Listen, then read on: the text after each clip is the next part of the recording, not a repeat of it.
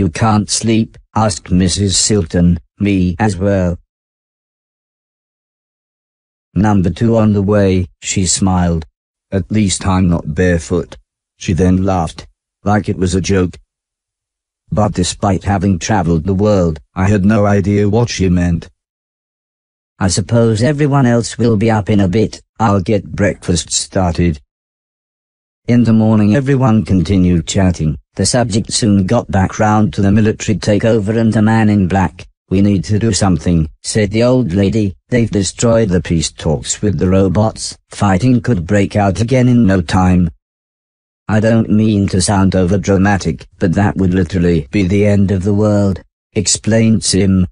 Alice laughed. "But the army, there's no way we can fight them. We've lost our band of thieves, and, in the words of that French professor, God rest his soul, we're just some old ladies."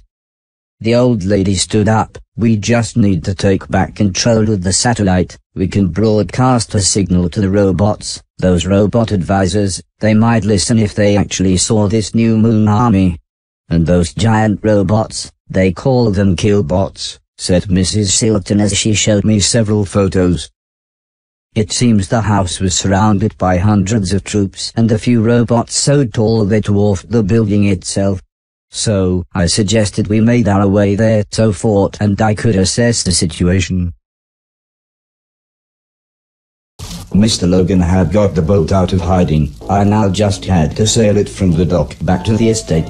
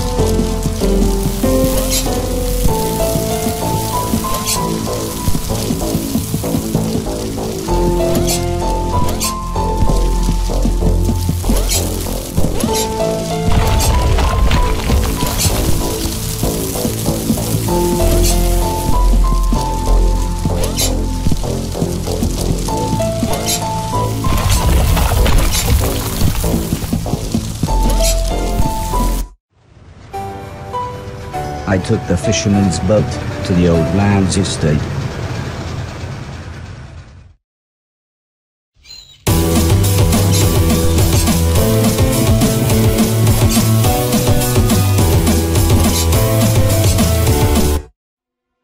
"I knew you would come back here," came a horribly familiar voice. "I should have made sure you were dead when I had the chance." It was the man in black. "I have personally modified your nice virus. And now, with one flick of a switch, I'll finish the job."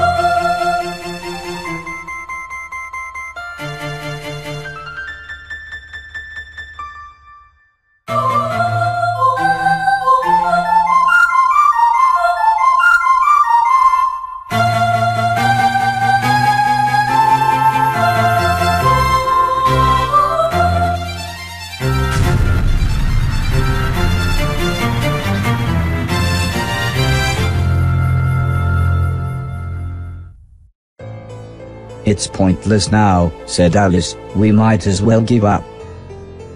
I don't know, maybe we can arrange a truce. I mean if we agree. But Sim couldn't even finish his sentence. Mrs. Silton just sighed. I think she was lost for words. We really need Barry and Logan if we're going to recapture their house, said the old lady. Mrs. Silton explained she had phoned him earlier. Apparently he sounded fine, at least until she mentioned coming home. Then he started screaming. I couldn't understand him at all. He wants nothing to do with saving the world. His words, not mine. Sorry.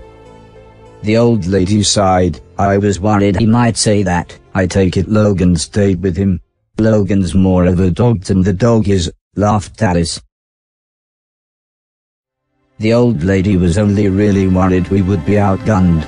She said I would be the secret weapon as I would be able to sneak back into the house. That's true, said Sim, if we cause enough of a distraction. As long as you can get up to the roof, we'll be able to take control of the satellite. Hopefully the virus hasn't reached all the other robots around the world. Suddenly, all hell broke loose. The old lady, Alice and the others opened fire. This was just the distraction I needed to make my way up to the roof.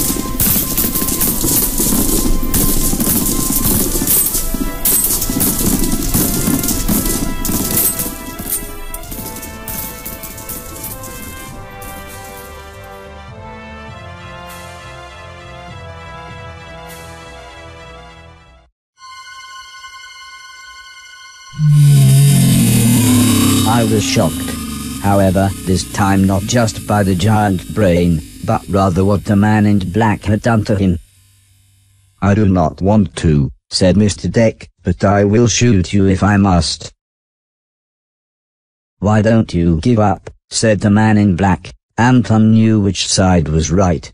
Why don't you join us? I know we've had our differences, but I see potential in you. You could be my new right-hand man. You see, there's a link between you and I. Without me you wouldn't even be here. The two brothers designed and built you. But what nobody ever told you is, they were funded by their third brother. Me. I was speechless. How could he, this completely evil man, have something to do with my creation?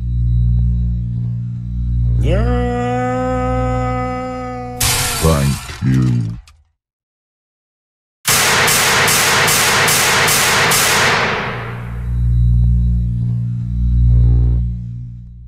A minor setback, said the man in black as he disconnected a piece of the satellite hardware. I just need to take this core unit and hitch it up to one of the killbots. In fact, that will make the virus signal even stronger. Mr. Deck, said the man in black, would you be so kind as to watch the robot? Shoot him if he tries anything.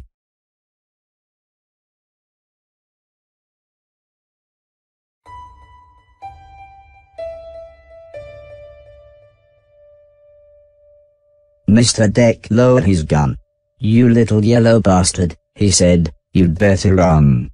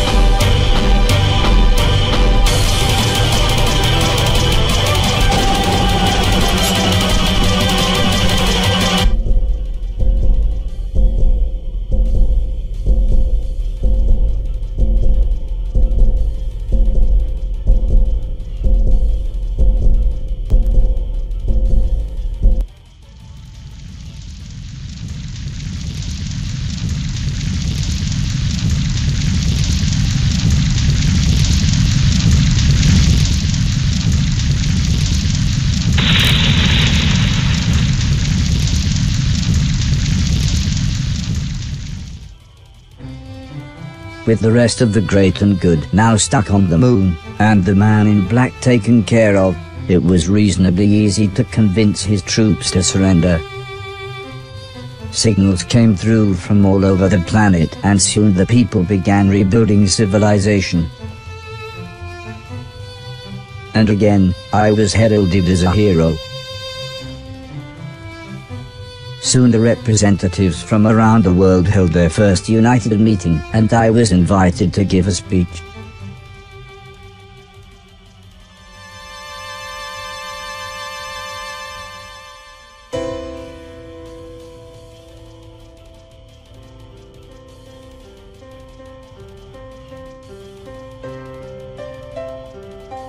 The old lady gently examined me, while Sim attached a cable from the diagnostic machine. "I've got some bad news," said the old lady as she took my hand. "The virus is rampant in your system. It's not as bad as it was with Betty Fluffers and Fort, but it's still destroying your circuitry." "I'm thinking," said Sim, "it must have something to do with consciousness. Yours seems more equipped to fight." "We'll still need to do something," said the old lady with a serious look. "If we replace all of the affected parts we—" "Come on, mate," said Mr. Silton, "you know they can help." But I explained that it was too painful, and hurt so much. Just having my diagnostic panel open was excruciating. "So you mean you can feel things? But you're not supposed to be able to."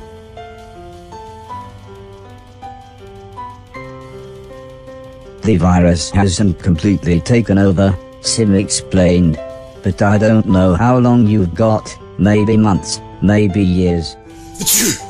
When you, well, if it all gets a bit too much," said the old lady, "come back here and we'll look after you.